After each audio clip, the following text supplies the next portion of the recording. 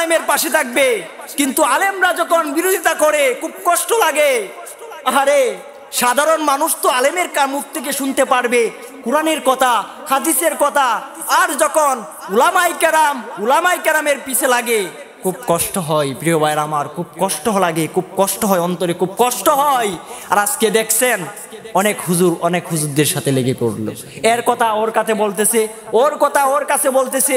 আর আজকে আমরা সাধারণ মানুষ কি শিখবো, আমরা সাধারণ মানুষ কি আমল করব? হুজুরদের তামসা থেকেই তো আমরা পারতেছি না, হুজুরদের তামসা থেকেই তো পারতেছি না। আহা, খুব আফসোস মুসলমানের সন্তান। আজকে বড় বড় উলামায়ে কেরামদের দৃষ্টি আকর্ষণ করে আমি বলতেছি, আমি একজন সাধারণ ছোট মানুষ, আপনাদের দৃষ্টি আকর্ষণ করে বলতেছি, বিরোধিতা নয়। আমরা মুসলমান, স্বৈরাচারকে দেশ থেকে বের করলাম, আমরা মুসলমান, স্বৈরাচারকে দেশ থেকে বের করলাম, কিন্তু আবার যদি সামনে স্বৈরাচার বের হয় আমরা ইনশাল্লাহ আবার বের করব।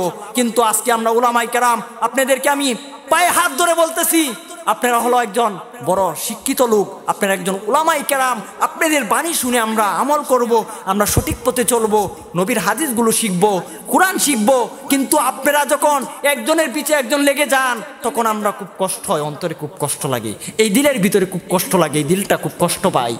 কেননা হুজুররার কাছ থেকে তো আমরা শুনতে পারবো কোরআনের কথা, আর হুজুররা যখন ওর বিরোধিতা ওই হুজুর করে, ওই হুজুর ওর বিরোধিতা করে, তো খুব কষ্ট লাগে, এই অন্তরে খুব কষ্ট হয়। এই জন্য আমি হুজুরদের উদ্দেশ্যে বলবো, ও প্রিয় হুজুররা আমার, আপনাদের উদ্দেশ্যে আমি মেসেজটা পাঠাইতে চাই, আপনারা এখন এইসব বাদ দিয়ে আমাদেরকে কোরআন শিখান, আমাদেরকে এলেম শিখান, আমাদেরকে বাণীগুলো, মেসেজগুলো আমাদের দ্বারে দ্বারে পৌঁছে দেন।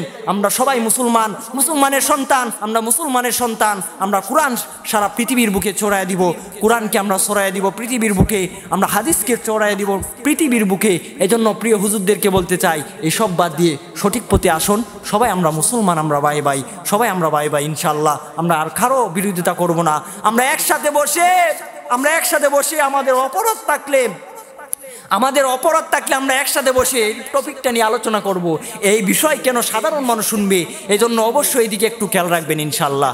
আমরা কখনো কোনো উলামায়ে কেরামের বিরোধিতা করব না ইনশাল্লাহ।